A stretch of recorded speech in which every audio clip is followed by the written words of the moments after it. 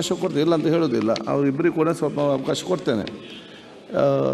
ಈಗ ಚರ್ಚೆ ಆಗಲಿ, ಕ್ವಶನ್ ಆದ ತಕ್ಷಣ ನಿಮ್ಮ ಇನ್ನೂಲ್ಲ ಸೂಚನೆ ತೆಗೆದುಕೊಂಡು ಪ್ರಸ್ತಾವ ಮಾಡಲಿಕ್ಕೆ ಕೊಟ್ಟು ಕರ್ತೇವೆ. ಮಧ್ಯಾಹ್ನ ಮೇಲೆ ಈಗ ಅದ ಮುಂಚೆ ನಾವು ಚರ್ಚೆ ತಗೊಳ್ಬೇಕಲ್ಲ. ಈ ನಿನ್ನೆ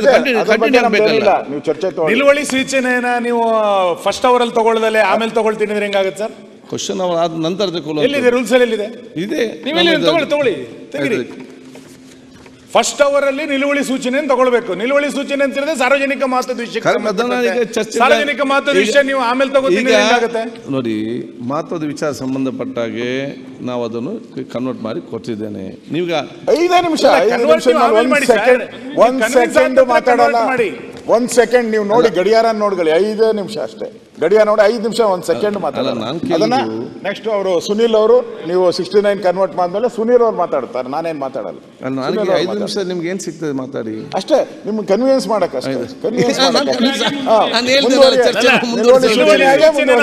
ವಿರೋಧ ಪಕ್ಷದ ನಾಯಕರು ಕನ್ವಿನ್ಸ್ ಮಾಡ್ಬೇಕಲ್ಲ ನಿಮ್ಗೆ.